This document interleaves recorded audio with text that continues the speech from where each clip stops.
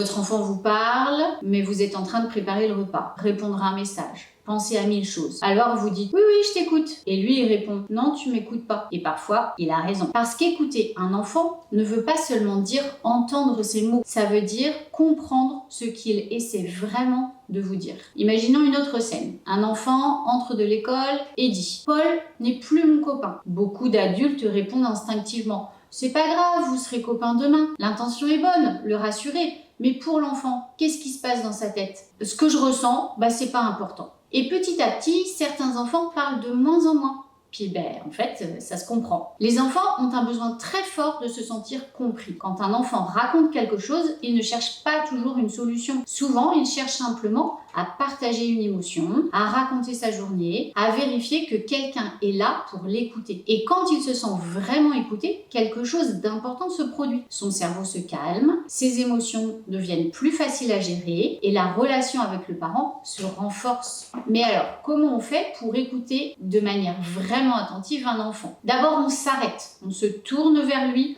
on le regarde et on montre qu'on est disponible. Ce petit moment va lui envoyer un message très fort. Ce que tu dis compte. On reformule. C'est une technique très simple qui consiste à reformuler ce que l'enfant dit. Par exemple, tu étais triste quand Paul n'a pas voulu jouer avec toi. L'enfant comprend alors que son message a été entendu. On accueille l'émotion. Beaucoup d'enfants ont surtout besoin qu'on reconnaisse ce qu'ils ressentent. Par exemple, ça a dû te faire de la peine. Cette phrase ne résout pas le problème, mais elle l'aide à se sentir compris. On ne cherche pas tout de suite de solution. Notre réflexe d'adulte est souvent de vouloir réparer la situation. Mais parfois, la meilleure aide est simplement d'écouter jusqu'au bout et c'est tout. Très souvent, l'enfant va trouver lui-même des idées et déjà, il se sentira beaucoup mieux. Mais on n'a pas toujours le temps, la disponibilité. Parfois, on est concentré sur autre chose, ce n'est pas le moment. Alors, plutôt que de faire semblant, dites-lui « Je suis désolée, mon chéri, mais là, j'ai pas le temps tout de suite. Je finis ça et ensuite,